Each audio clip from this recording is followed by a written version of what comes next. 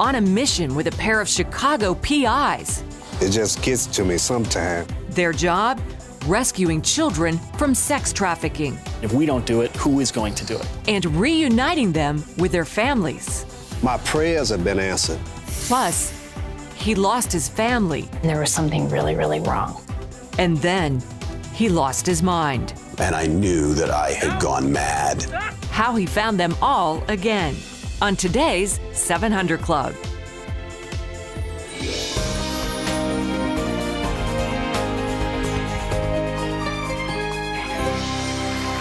Well, welcome, folks, to this edition of the 700 Club.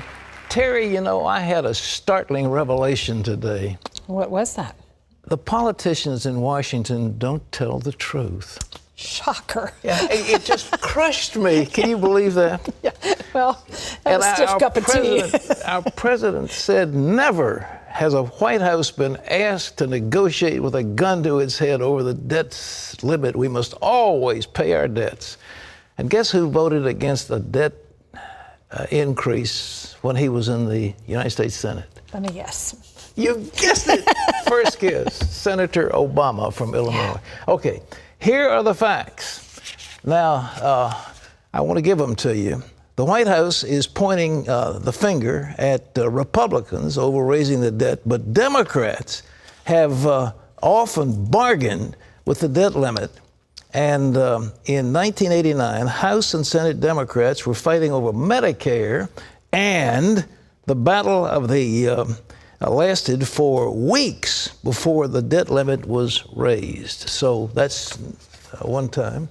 And then Democrats have been responsible, get this, for 60% of the debt limit fights in the Congress. Created it in the first place, exactly. Yeah. I mean, 60% of the deals, and they've been deals, they have not been clean resolutions.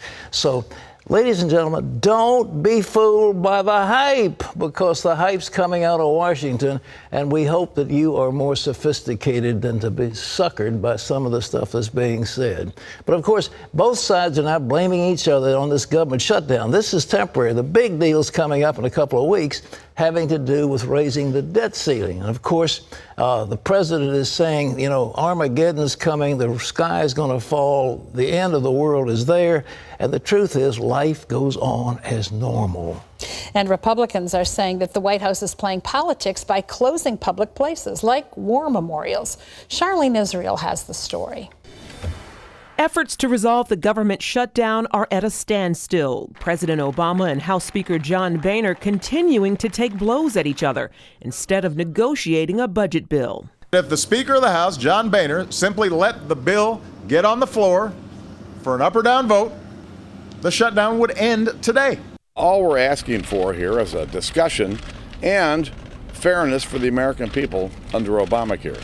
Republicans accuse Democrats of playing politics with the shutdown, closing national memorials that remained open during previous shutdowns, a move that has outraged veterans and their families. I mean, my father and many others sacrificed time, their lives in a lot of cases, and it's just sad to see America cannot even work together. House Republicans have repeatedly voted to reopen parts of the government, including national parks and cancer research.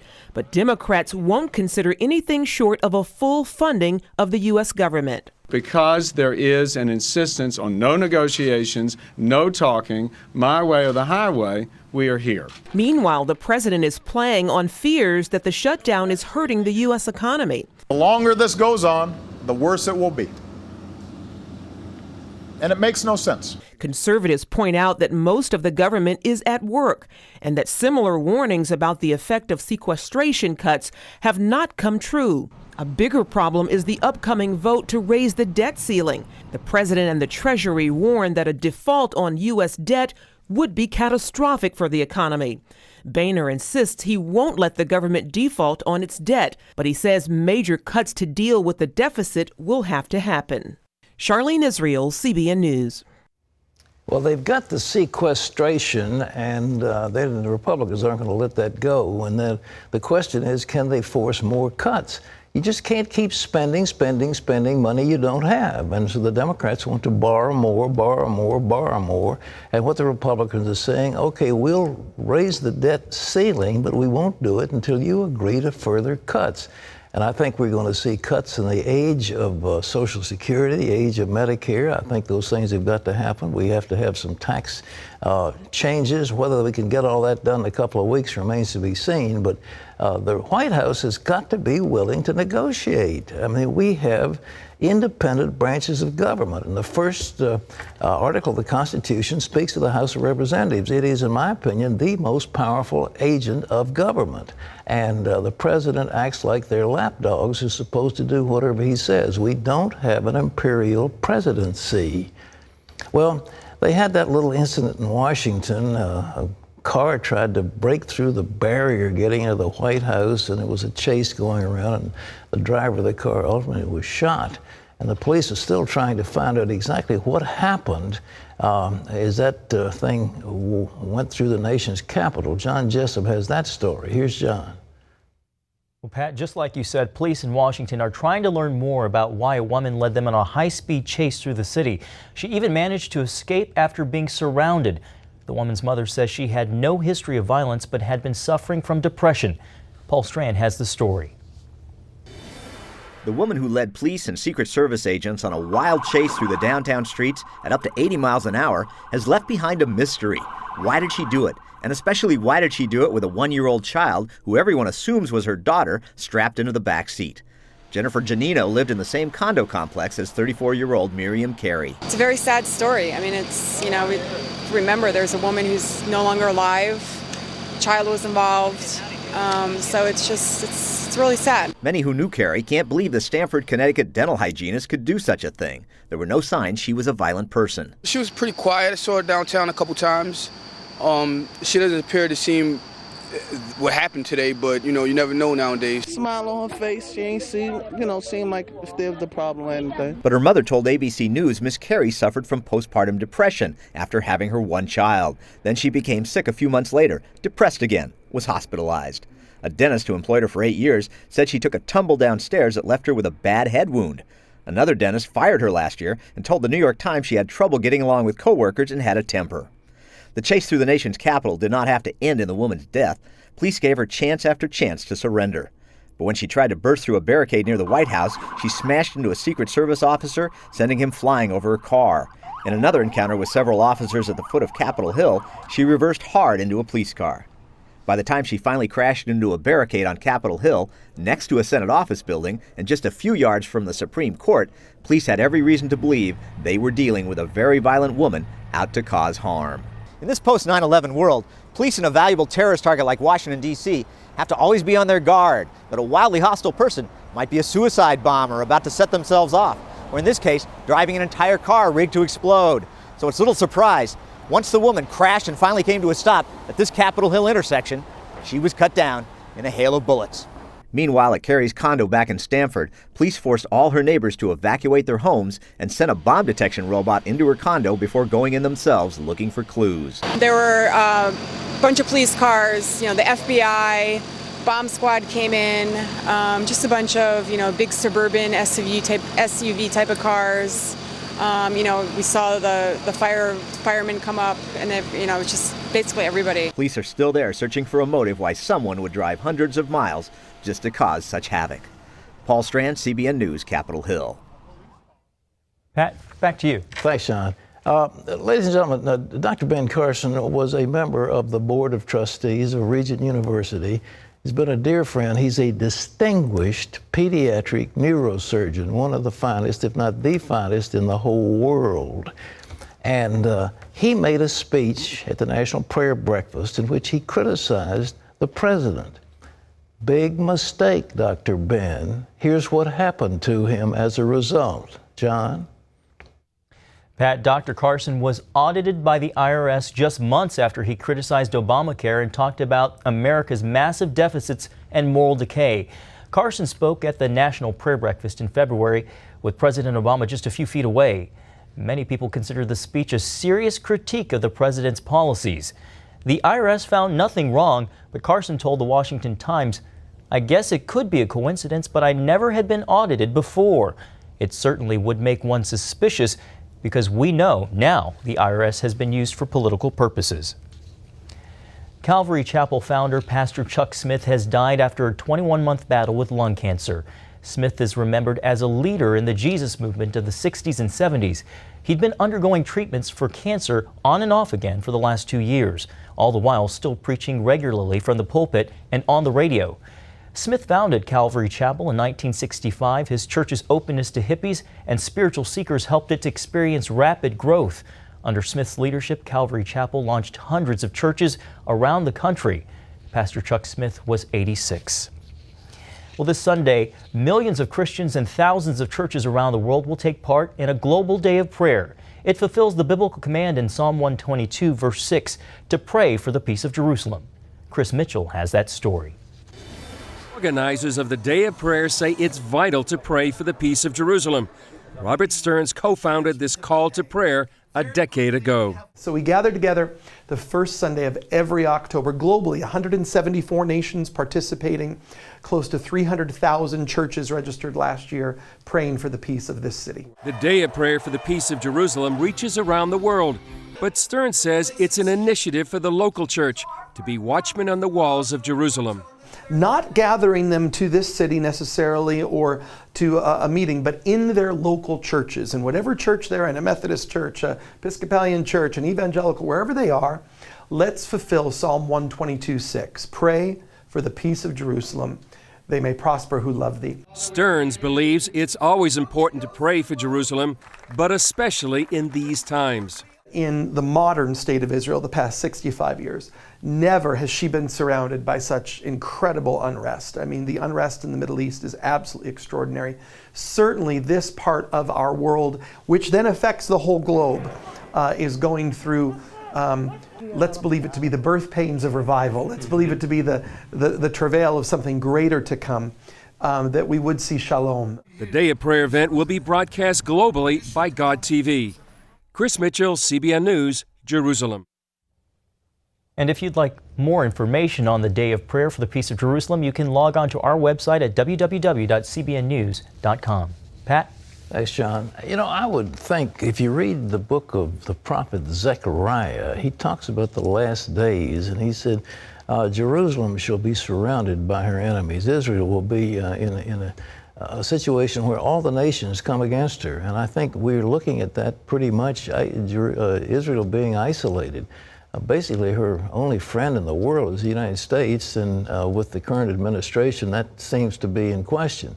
So we're looking at a time when the prayer for the peace of Jerusalem becomes much, much more important. Terry?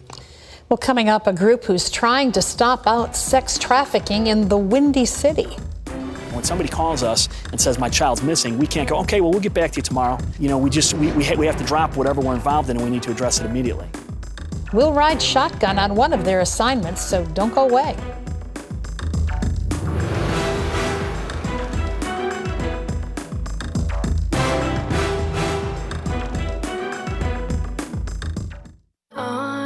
Grace, music is unpredictable. I know I have what it takes. The Dove Foundation raves. Grace Unplugged is remarkable and inspiring. This is not about the music. It's about everything else that goes with it. Dad, were you watching me? A moving and meaningful film. This book, his words shook me. It was like my whole world. That parents and teens should see together, says Focus on the Family. What are you going to do? You're going to drag her back home? Yeah, I might. I think maybe you're fighting God. Just stop running. Grace Unplugged, rated PG, now playing.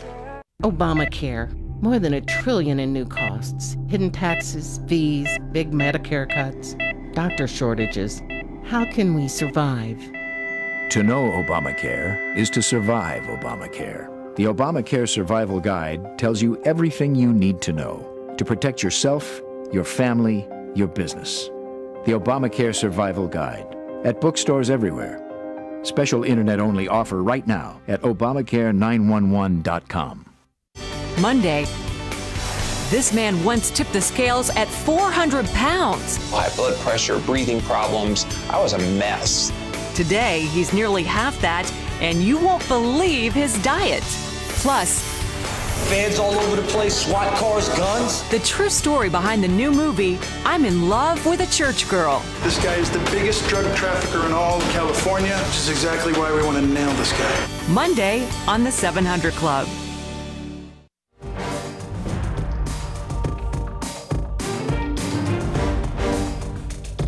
You know, when a drug dealer sells a kilo of cocaine, he has to go get another kilo. And if he doesn't do it, then of course his profits go down. But those who are engaged in the sex trade have a reusable resource. And these poor girls who are in slavery are used 10, 20 times a night. Day after day after day. It's the most hideous forms of slavery that we have ever conceived in our society and in our world. And yet, it's one of the fastest growing crimes. Why? As I said, it's so profitable, but it's also hard for the police to keep up with. And so we're going to tell you about what happened in Chicago when the police said we need some help. Ephraim Graham gives us this report.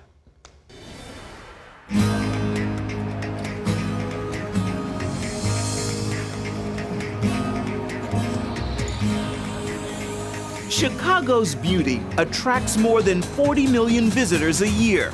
The city offers more than 200 theaters, a magnificent mile of high-end shops, and 26 miles of lakefront. But that busyness and beauty also brings an ugly side to the big city. We've got officers that really care. Chicago police are working to solve more than 220 missing person cases, and a growing number of those are children being trafficked for sex. It just gets to me sometime. Not sometime, all the time, trying to rescue these kids in the condition that they're in. Dehydrated, you can see the ribs. Just standing there, no shoes. Eyes bloodshot red, body been abused. Fighting this crime wave takes more than a gun and a uniform. You need street perspective.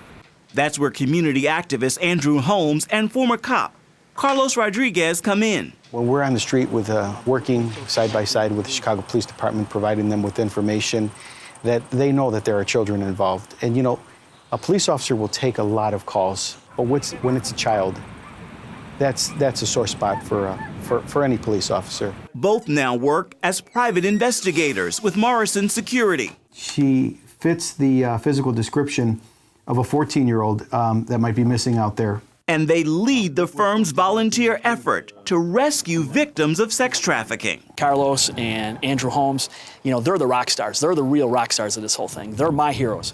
And I always tell them that. Sean Morrison owns the business and doesn't charge victims' families for the search and rescue. We've seen been called to this, and we do look at it as a calling. People say, why do you do this? And my response has always been, if we don't do it, who is going to do it? We have a phone center. It's 1-800-YOU-TELL-US.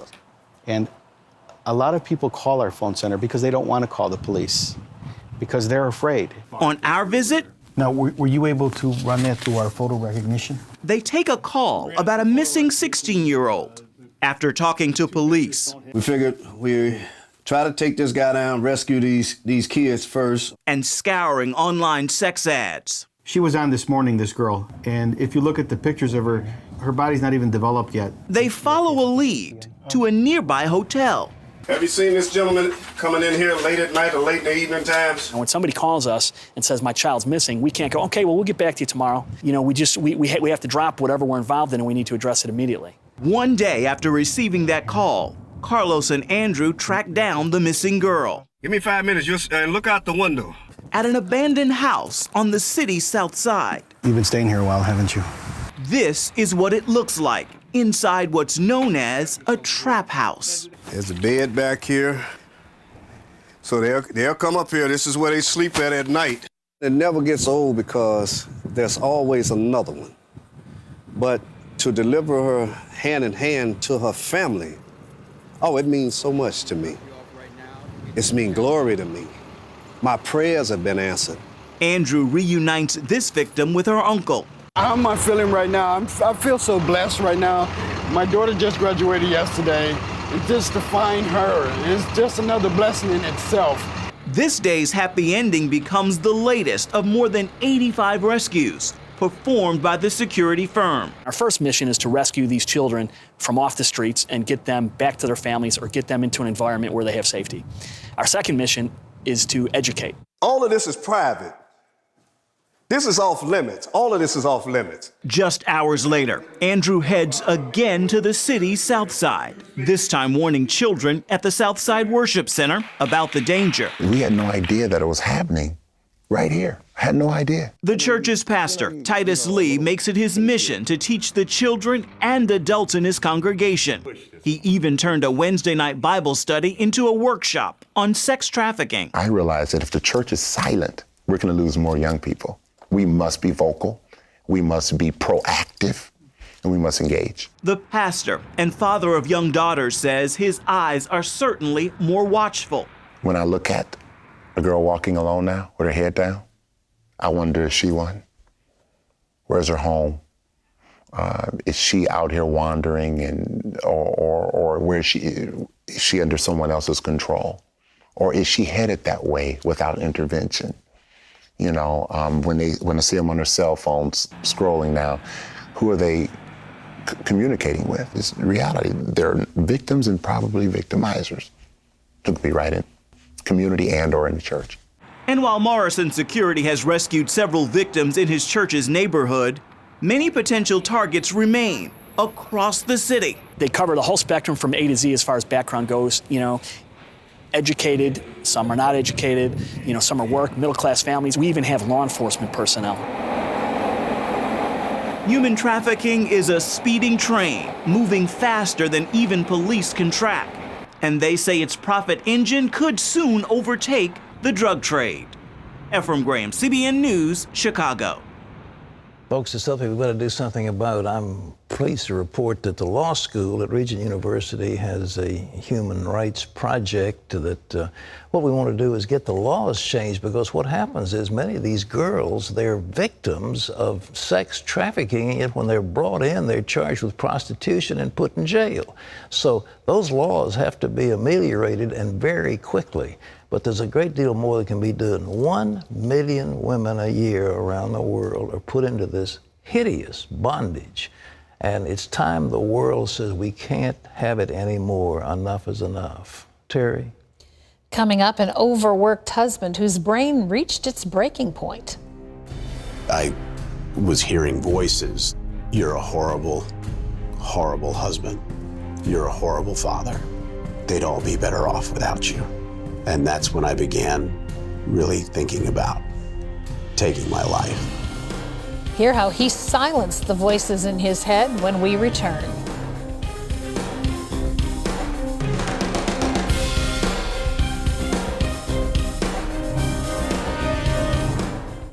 Eligible for Medicare, that's a good thing, but it doesn't cover everything.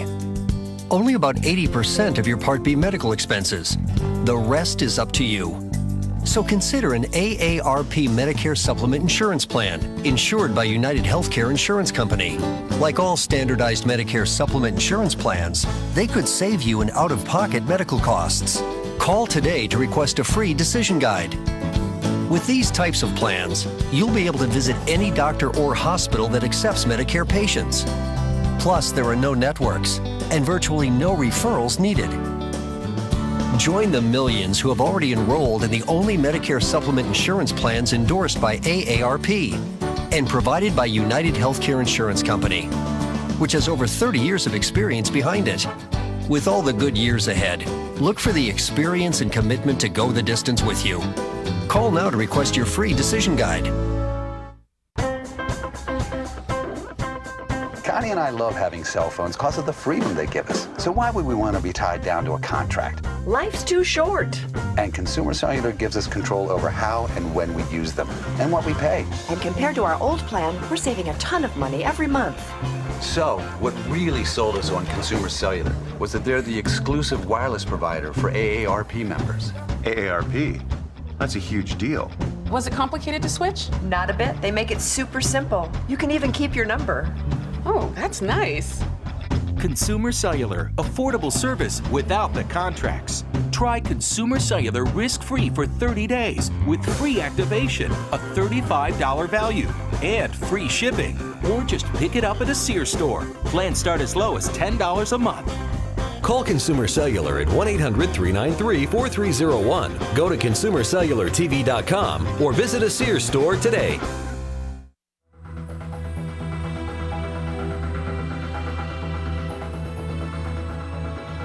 Steve Makowitz seemed to be alone, and yet Steve was surrounded at the same time. Voices in Steve's head were shouting at him, taunting him. No matter how hard he tried, he couldn't drown out the noise. So Steve tried to silence the voice once and for all. He wrote a goodbye letter, and then he prepared to die. I remember rolling around on the floor just in absolute agony, just screaming. And I knew that I had gone mad. Steve Makowitz had lost his family, his career, and now felt like he was losing his mind. There was such a fury going on inside of my head. At this point, I was seeing things, and I believed that I was hearing things. No more! Steve's journey downward was a slow one. It began shortly after he and his wife Leslie married in 1995. Steve had launched his own smoked fish business, and they were excited about their future. We had it all laid out, and it seemed like, the plan was in place for our perfect life together. The couple soon welcomed their first child. While Leslie stayed home and took care of their baby, Steve poured himself into the business. I was working over 100 hours a week, and the business had become very quickly a mistress. And I was pushing Leslie and Hannah further and further out. And I felt like a single mom. And the dream that we had and the plan that we had put in place was starting to change shape. The distance between us was growing greater and greater. My temper was really flaring. I was going to have to make a decision regarding the marriage or the business. They decided it was best to close the business, and Steve started working as an organ transplant coordinator. Dealing with death every day took its toll on Steve mentally and physically. I noticed that Steve started to get sick when he would go out on a call, or his pager would go off.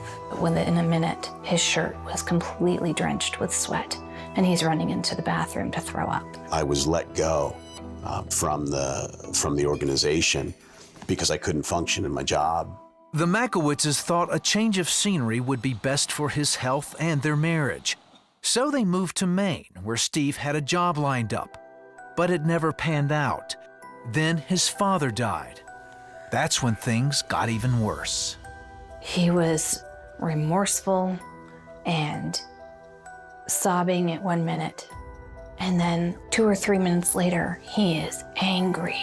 Things would be flying across the room. He'd punch a door, throw a stool. It was clear to me that I had absolutely no control anymore. And I felt that it was only a matter of time, and not much of it, that this bomb was gonna go off. Then Steve started hearing voices in his head. Eventually, he thought the best thing for his family was to move out. I knew he loved me, and I knew he loved our children, but I also knew that he wasn't the man that I married, and there was something really, really wrong. He found an apartment in a lighthouse on the coast of Maine. I knew that that would be the place where I would die. During this time, Leslie told some friends who were Christians about Steve's strange behavior. The husband talked to Steve about Jesus several times, but the voices in Steve's head only got louder. One night, they overwhelmed him. I was hearing voices. You're a horrible, horrible husband. You're a horrible father. They'd all be better off without you. And that's when I began really thinking about taking my life. In the midst of his turmoil, Steve thought about his family and the conversations he had with his friend. I started thinking about what he had said about Jesus Christ. and about the gospel. And I remember saying, God, if you're real, help me. Because I don't want to die. I don't want to widow my wife. I don't want to orphan my children. Help me. Steve called his friend and met with him and his wife. Talked to me about the scriptures and read various scriptures to me. That night, I repented of my sin and gave my life to Jesus Christ. When I awoke that next morning, all of that rage, all of that grief, all of that fear was gone. Now that Steve had gotten things right with God, he had to rebuild his relationship with Leslie. He said that he gave his life to the Lord and that God took all of those things away from him. And I said, that's really great. I really hope this time that this works for you. But I can't do this anymore. Still, she agreed to go with him to a Christian marriage counselor. There, the message of God's forgiveness touched her heart. I don't deserve it. And that Steve doesn't have to deserve my forgiveness in order for me to give it. And that I'm bearing all the weight and the anger and the bitterness. For what? For nothing. He's got to answer to God for what he's done. But I don't have to sit here and try and make him pay. It was God that had pulled us out of the ashes. I came to know the Lord. My wife came to know the Lord. Our two oldest children came to know the Lord. Steve and Leslie know that it was God's love and forgiveness that saved their marriage and restored their lives. He has created a love for my husband. It's a deep love. It's a respect for him. I'm grateful for the love of God. He has reconciled us not only to himself, but to each other. You know, a few years ago, Billy Graham wrote a best-selling book called Peace with God. You'd think that title wouldn't do it, but it did, because there are so many people in this nation, there still are, seeking for peace. And Jesus Christ said, my peace I give unto you. You know, when you greet somebody in the Arab world, you say salam. When you greet them in the Hebrew world, you say shalom, but the word is peace. People are seeking peace, peace with God. And Jesus said, I'm giving you my peace. You don't have to be troubled. The Bible says the wicked are like the tossing of the waves, tossed to and fro.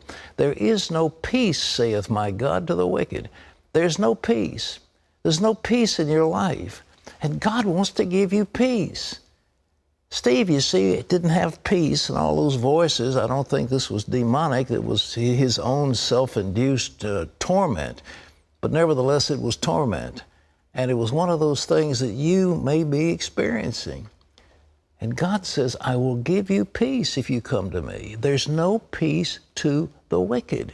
The wicked is like the tossing of the waves, back and fro, back and fro. No peace. Right now, I offer you peace. Peace with God, peace with yourself, peace with your fellow man. If you want peace in your life, I want you to pray with me, and we'll ask the author of peace to come into your life. Just bow your head wherever you are. If you don't know the Lord, pray with me right now. Pray these words. Jesus, that's right, bow your head. Jesus, I'm troubled, Lord. I've sinned, Lord. I'm tormented, and I want peace. And I know you're the author of peace, and you said you gave not as the world gives, but you're giving God's peace. And so right now, I say, give me the peace of God. I receive you as my Savior. I ask your forgiveness for that which I have done that offends you and breaks your law. Come into my heart, Lord Jesus. Live your life in me, and I will live for you and I will serve you all the days of my life. Thank you, Lord, for hearing my prayer and giving me peace in your salvation. Now, for those who prayed with me just then, I want to give you something because it's very important. I have a little packet I did a little while ago. I went into our audio room and I said, what happens to somebody when they have just made a decision to find the Lord? And this is 73 minutes of very concentrated teaching about what just happened to you. And I'll give this to you freely right now. And I also have a little booklet, 60-some scriptures taken from that teaching. And you can have a little handy book. You can read these scriptures. But just call right now and say, look, I prayed with Pat. I prayed with that guy on TV. I've just given my heart to the Lord. I want this little packet, a new day. So go to your phone right now and call in. It's free, no charge, nothing whatsoever. Toll-free number, 1-800-759-0700. People who love you are at the phones right now, and they're waiting for your call. Call and say, look, I've found peace with God. I now have peace of mind, peace of soul. I'm at peace with my Creator. Call and let somebody pray. If you need further prayer, they're here for you. Terry, what's next? Well, still ahead, if you've got questions about your faith or you want to take it to the next level, we've got good news. There's an app for that. Teen Mania founder Ron Luce talks about the surge experience when we come back.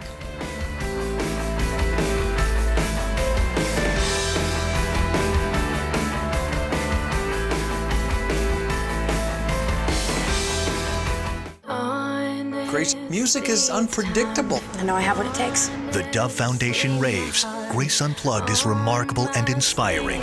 This is not about the music, it's about everything else that goes with it. Dad, were you watching me? A moving and meaningful film. This book, his words shook me. It was like my whole world. That parents and teens should see together, says Focus on the Family. What are you gonna do? You're gonna drag her back home? Yeah, I might. I think maybe you're fighting God. Just stop running. Grace Unplugged, rated PG, now playing. If I can talk to anyone as much as I want to here, namaste. Más soledad. Then why am I limited when I make international calls? Qué pena. Exactamente, amiga. That's why we'll connect the world with one low rate for unlimited calls. So I can call China as much as I want? True that. And India? Ah! And I can call my girlfriend in Brazil. Claro! Over 60 countries. People thought we were crazy to give you unlimited long distance. Crazy generous. Feel free to talk at Phonics.com.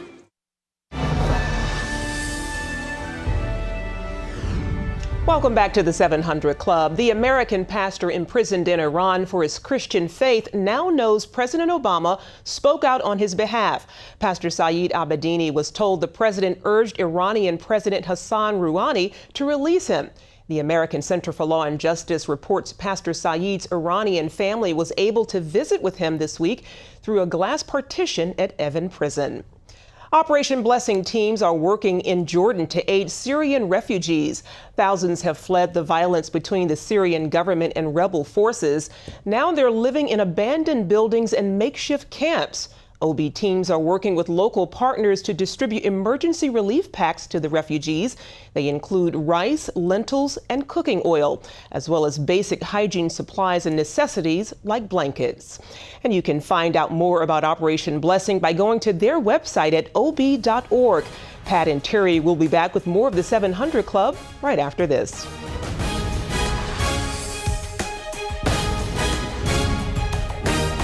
Attention seniors and baby boomers. A new website has been created just for you. SocialSecurity211.com. At SocialSecurity211.com, we reveal a weird trick that could help you add $152,000 to your Social Security payouts. For example, did you know how you file for Social Security can dramatically change the amount of money you collect? One simple step could add up to $1,000 to your monthly payouts. And other loopholes we found reveal 33 ways for big savings on your health care. At SocialSecurity211.com, you will also discover how you could save up to 50% on your groceries, along with 49 other ways to save as much as $50,000 starting today. Newsmax says this website is a critical resource for anyone over the age of 50. So go to SocialSecurity211.com now to find out how you could add extra money to your Social Security checks. That's SocialSecurity211.com. SocialSecurity211.com. Monday, this man once tipped the scales at 400 pounds. High blood pressure, breathing problems. I was a mess. Today, he's nearly half that, and you won't believe his diet. Plus, Fans all over the place, SWAT cars, guns. the true story behind the new movie, I'm in Love with a Church Girl. This guy is the biggest drug trafficker in all of California, which is exactly why we want to nail this guy. Monday on the 700 Club.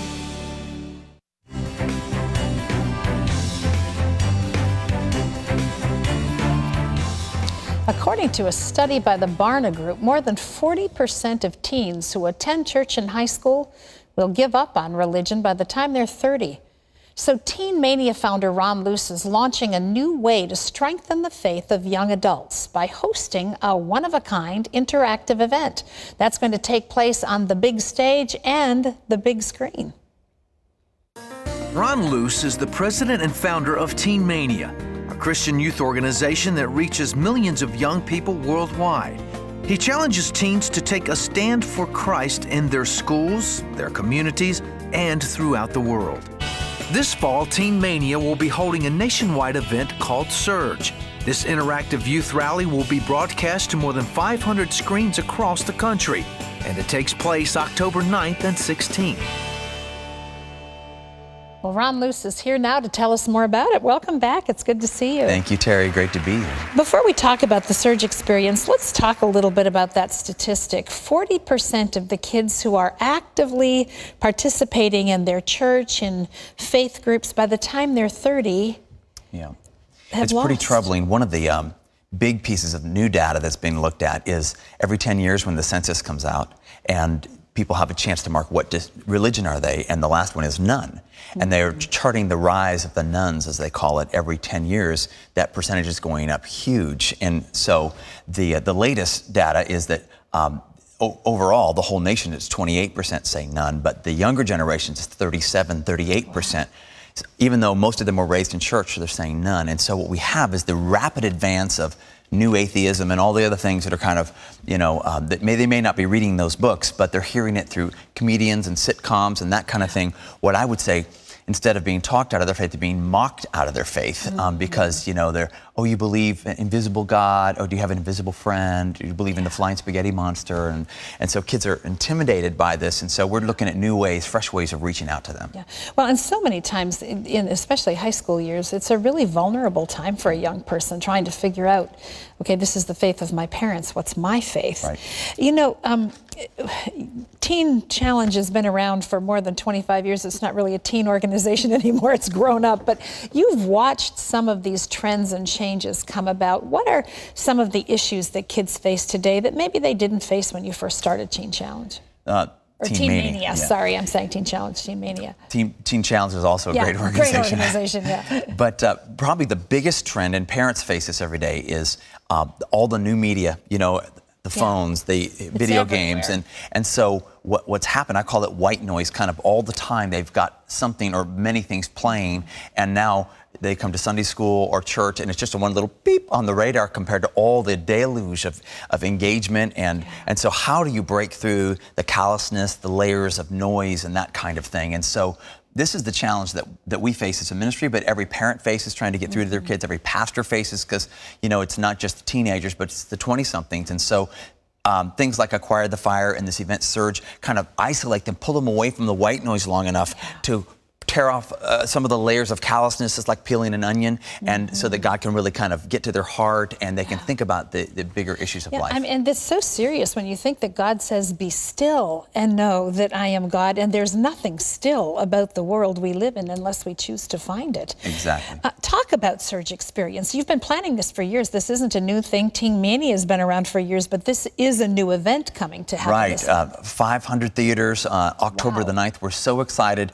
The bands that are there, Lecrae and Casting Crowns and Newsboys, but really we've heard the cry from both parents and youth pastors, we need quality events that'll really help our kids connect with God. And so everybody knows that kids are in trouble, but they just don't know what to do. That what can I do to help? Well, here's something in 500 communities around the country you can do to help your kids, bring their friends as well, maybe that don't know the Lord. It's an evangelistic moment. We're going to deal with felt needs, particularly the fears that kids deal with when they go back to school in the fall. We call it the fear factor. And so many times the biggest fear is I'm not going to be accepted. I'm going to be made fun of. And so many times that fear manipulates them into doing things they never wanted to do. And so we're going to help them deal with that very real need, but also, have a chance for them to give their life to Christ. And so we're just encouraging parents and churches and youth groups, load up the vans, October the 9th, get your tickets right now, and let's see something beautiful.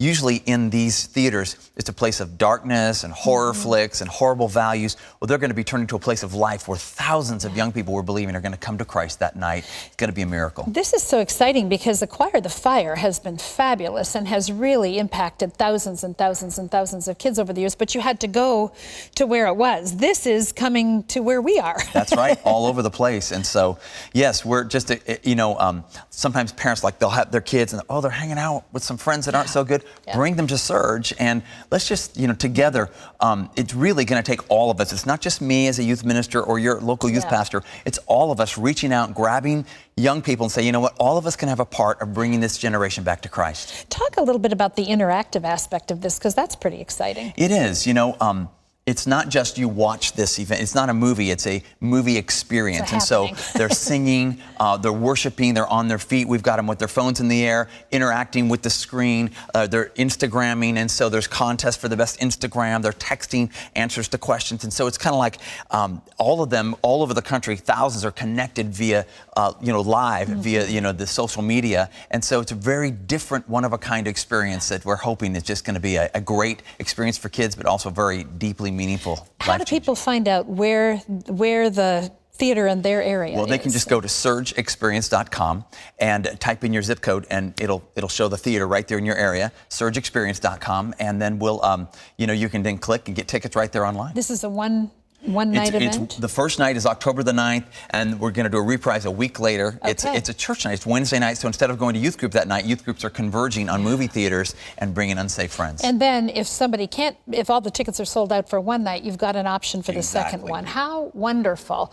Well, Ron Luce's Surge Experience is going to take place, he said it, October 9th, and then again on the 16th. You want to be there for one of those. It's going to be broadcast in movie theaters throughout the country. If you'd like more information on this, log on to cbn.com.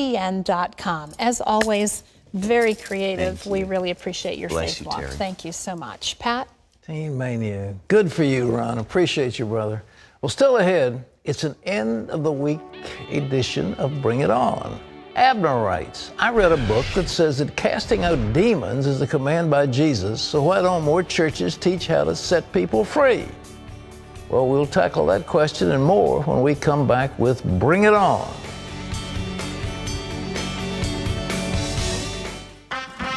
Imagine the indescribable joy of winning $7,000 a week for life.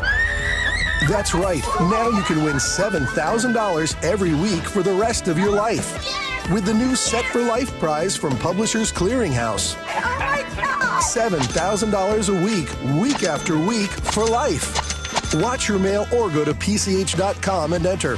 November 26th, you could win $7,000 a week for life.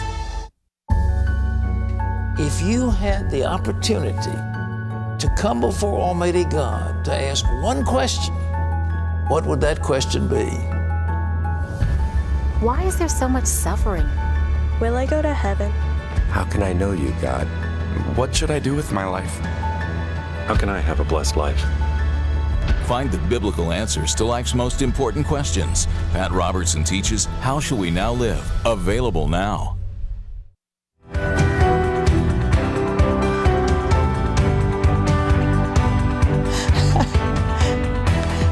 Time to take some of your email questions today. We always look forward to that. And Pat, this first one in our Bring It On segment is from Abner, who says, I recently read a book that states that casting out demons is a command, not a suggestion by Jesus. So why don't more churches teach people how to set people free? Isn't the Bible clear on this? Well, not really. What we have to do is put in context what those statements of Jesus are. And he was talking to his disciples when he sent them out 2 by 2 in Palestine. He said, heal the sick, cast out demons, freely give, and so forth. The Great Commission is go into all the world and teach all nations, teaching them to observe all that I have commanded you, and lo, I'm with you into the end of the earth. That is the Great Commission given to all of us.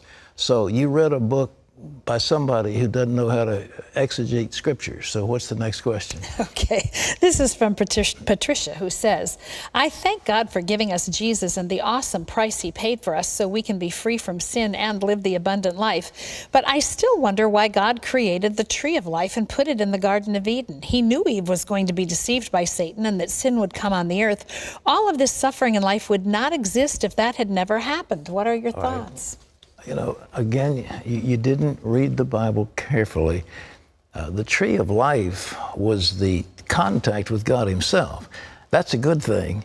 He put in the tree of the knowledge of good and evil.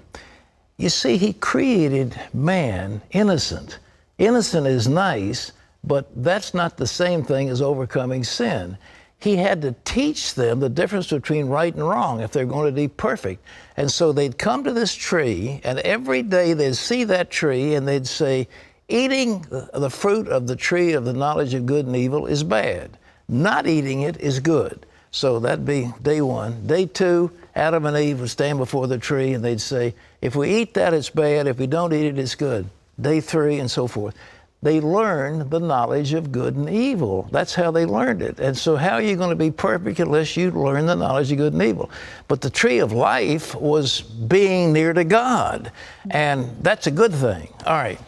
Okay, this is Marge, who says, how would you define a false prophet? And why do Christian preachers accuse other Christian preachers of being false prophets?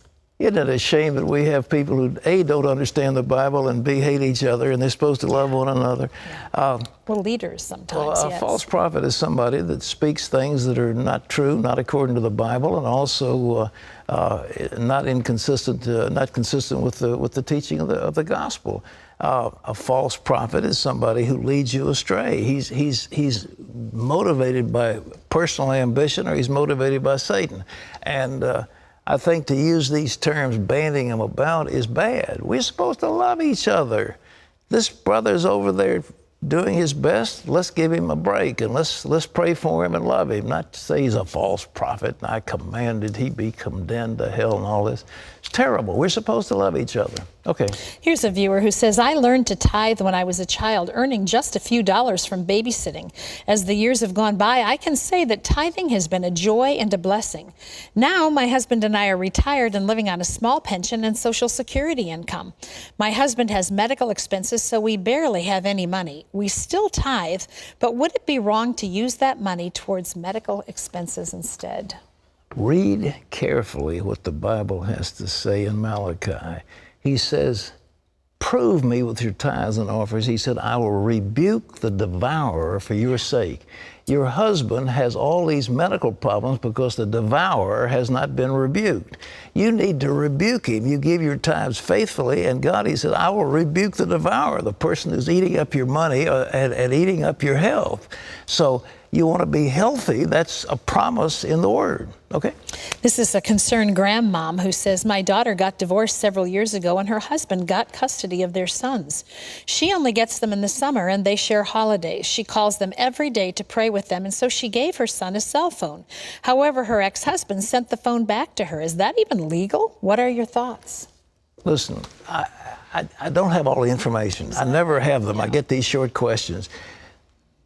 A mother doesn't lose her children unless mother has done something wrong. She's taking drugs, she's abused the children, she's living a dissolute life. Something has happened, because otherwise mothers almost invariably get custody of their children. So you didn't tell us what she had done that gave the husband. But in terms of him sending back a cell phone and he's got legal custody, yes, that's legal.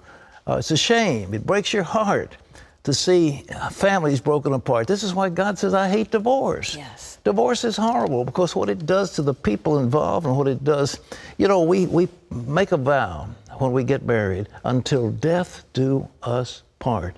And when there is a divorce, there is a death. A death comes. Whether you like it or not, a death comes. And it breaks your heart, but it also hurts children. And But anyhow, I don't have all the information, but regrettably, setting back a cell phone is nothing you can do about it that I know of. All right. No, I don't think so either. But thank you all for your questions. We appreciate it. Well, most small businesses fail after the first few years. So when Frank and Emmy Gannon started theirs, they knew that the odds were stacked against them. Here's how they set their business apart from the rest. Running a small business is risky, but Frank and Emmy Gannon have done it for over 30 years. They weren't always successful entrepreneurs. Frank had been a parts manager at a textile company. Then when the company was sold, Frank lost his full-time job and his secure retirement. I couldn't believe it. We had never been in this situation before. I was disappointed because jobs were not available. Fortunately, Frank and Emmy had started a small company called Dura Parts that supplied replacement cooking equipment to restaurants. But it wasn't bringing in enough income to replace Frank's full-time job. Still, they believed God would provide for their family. It was this indescribable feeling of peace amid turmoil. And I didn't know how he was going to do it, but I knew he would. One day, while visiting CBN, they received a word of encouragement that their struggling business would grow. We were able to leave there with a feeling that we were cared for and that we were prayed for. They also believed the key to success in their business would be to keep tithing to their church and giving to CBN. We realized that to give to the Lord was an act of worship, and what you were acknowledging is he really owned it all. A few years later, the company recorded record profits. Today, they have accounts throughout the country, and they give to CBN at the founders level. It's a privilege to be called to support such a ministry, the good that they do for others. And so we feel we can entrust what he has told us to share of the abundance that he's given us with this ministry. The Gannons say the key to their success is giving faithfully and trusting God. If God is nudging you to support CBN, obey.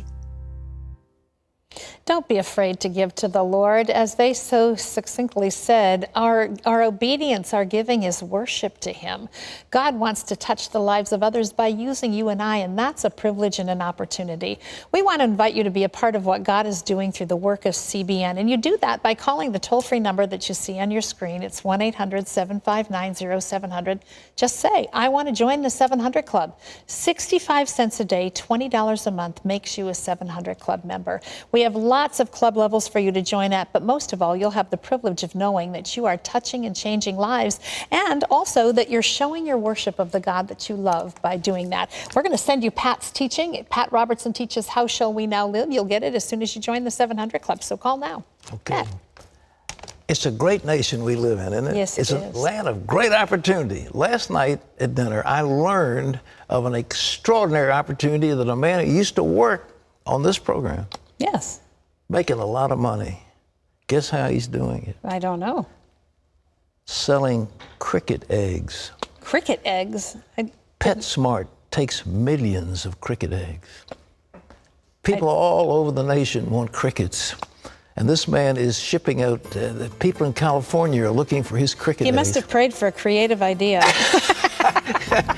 I just want to know, ladies and gentlemen, there's no limit to what can be done. Okay, well, that's the way we close the week. And we leave these words from the Psalms for you. I sought the Lord, and he heard me and delivered me from all my fears. For Terry and all of us, this is Pat Robertson, and we will see you on Monday. Bye-bye. Cricket egg. When Jiachi was 2, we were playing games with him, and I called his name loudly several times. But he did nothing. So I took him to the hospital, where a doctor confirmed our greatest fear. Jiachi was deaf. I worried so much about his future. There is not a sound that Jiachi cannot hear. Now he can express himself very well. These are the things you make possible when you partner with CBN. Thousands of people around the world begin new lives because you cared enough to give. To those of you who recently pledged to join the 700 Club, thank you.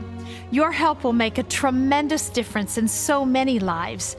Please be sure to watch for this mailing and remember to send in your pledge, because when we all come together to help, miracles happen.